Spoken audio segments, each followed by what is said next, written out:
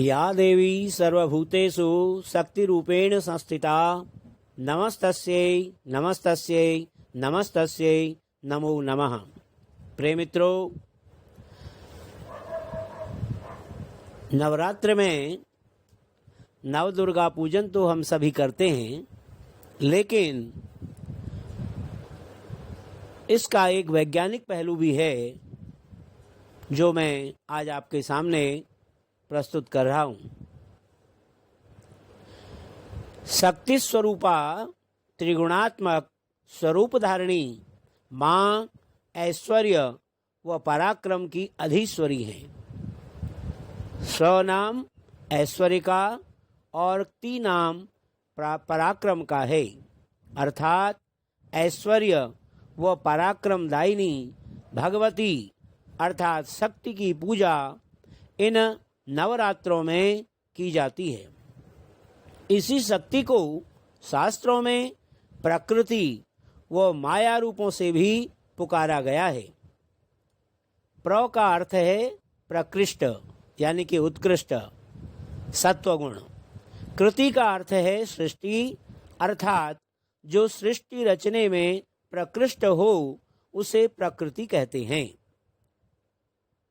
प्र सत्वगुणी, क्री रजोगुणी व ती तमोगुणी रूप में प्रकट होता है। इसी त्रिगुणात्मक रूपों को विष्णु जो सत्वगुण, ब्रह्मा रजोगुण व रुद्र तमोगुण यानी इनको हम कहते हैं, अर्थात पालन, उत्पत्ति व लय रूपा है। इन तीनों रूप ही अपनी प्रकृति या शक्ति से ही जगत का जनन, पालन व लय करते हैं। इन तीनों शक्तियों महासरस्वती, महालक्ष्मी और महाकाली कहलाई जाती हैं। इसी भगवती शक्ति प्रकृति रूपा त्रिगुणात्मक शक्तित्रय ज्योतिपुंज का पूजन नवरात्रों में किया जाता है।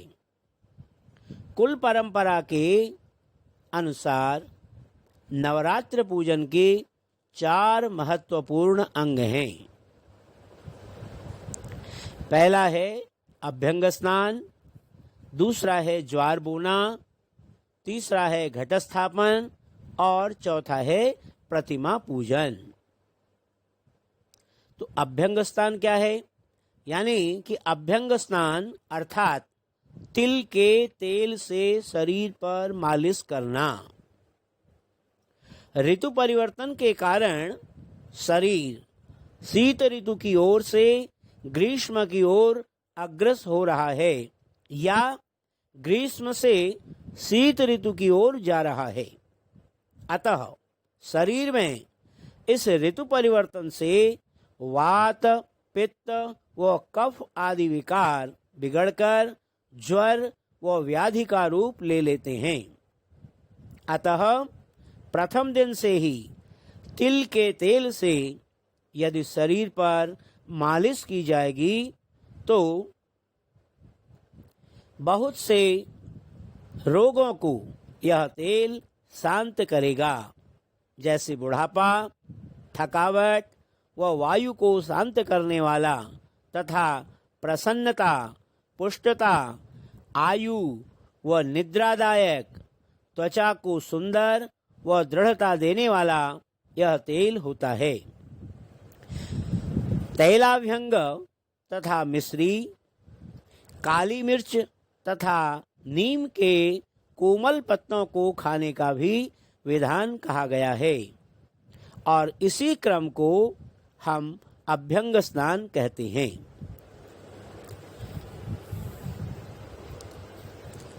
दूसरा अंग है ज्वार बोना। यह जौ के अंकुरों का नाम ज्वार है। पयसो रूपम यत ज्वाहा, इस श्रुति के अनुसार जो जौ पय का रूप है पेय दूध को व जल को भी कहते हैं, अर्थात जो पिया जाए या पीने से वृद्धि व पुष्टि करे उसे पेय कहते हैं। पीने से औषधि व वनस्पतियां तथा दूध पीने से प्राणियों की वृद्धि होती है। दुधारू पशुओं को जितना जौ खिलाया जाए उनका दूध बढ़ता है। अतः भोज्यान्नों में तथा विशेषकर हविष्यान्नों में यव को प्रधानता इसीलिए दी गई है। यवोसी धान्य राजोसी, अर्थात तू यव है, तू धान्यों का राजा है। जौ पुष्टिकारक है, वर्धनशील है, मांगलिक है, आयुष्यदाता है। अतः महालक्ष्मी रूपा शक्ति, जिसका स्वरूप समृद्धि व वृद्धि है, पूजा में ज्वार बोने का वैज्ञानिक व धार्मिक विवेचन सर्वथा उचित ही है। तीसरा अंग है घटस्थापन। घड़ा प्रथम भगवान धन्वंतरी समुद्र से लेकर जो औषधियों से भरपूर है ऐसा देवों के लिए अमरता का पेय लेकर प्रकट हुए थे। वरुण जल के देवता हैं तथा समस्त पास बंधन से छुड़ाने वाला इसे बताया जाता है। समस्त मांगलिक कर्मों में रुकावट डालने वाले बंधनों की निवृत्ति के लिए वरुण देव का पूजन किया जाता है। पास में बधा होने पर मनुष्य पशु होता है और पास से मुक्त होने पर ही सदाशिव होता है। पास निवृत्ति के बाद ही मनुष्य लक्ष्मी, सरस्वती आदि दिव्य शक्तियों का पूजन कर सकता है। चौथा महत्वपूर्ण है प्रतिमा पूजन। माँ की प्रतिमा प्रतिष्ठित कर पूजन किया जाता है। माँ का साकार विग्रह 9 रूपों में पूजित किया जाता है। 9 दिनों तक माँ सरस्वती, माँ लक्ष्मी व महाकाली की प्रतिमाओं को प्रतिष्ठित कर पूजन करने की परंपरा है। माँ सरस्वती सरसता व विद्या प्रदान करने वाली देवी है। सृजनता व तेज माँ सरस्वती की कृपा से ही साधक को मिलता है। माँ लक्ष्मी विष्णु प्रिया साधक को मधुर मुस्कान, सौंदर्य, रूप, लावण्यता, आर्थिक संपन्नता, सुंदर पत्नी, रत्न व जवाहरात, विशाल भवन, कार, बंगला व अष्टवैभव प्रदान करती हैं। सम्मान, यश, प्रसिद्धि व संपन्नता माँ लक्ष्मी की कृपा से ही जीवन में हमें प्राप्त होती है। माँ महाकाली जो भी असार है, व्यर्थ है, काम, क्रोध, लोभ, मोह व अहंकार को नष्ट कर अकाम, क्षमा, दान, वीतरागिता, समर्पण व भक्ति का मृण्मय से चिन्मय के साक्षात्कार करने की कला। मूर्ति पूजा से माँ की कृपा से ही भक्त को प्राप्त होती है। प्रिय मित्रों, इस प्रकार माँ दुर्गा के पूजन का यह वैज्ञानिक महत्व आप सभी के लिए सुखद एवं मंगलमय हो।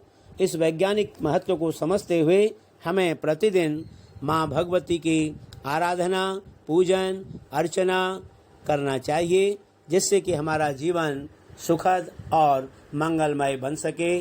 धन्यवाद। आप सभी को इस नवरात्रि की हार्दिक शुभकामनाएं। माँ जगत जननी सभी की मनोकामनाओं को पूरी करे। इन्हीं शुभकामनाओं के साथ मैं अपनी वाणी को विराम देता हूँ। जय माता की।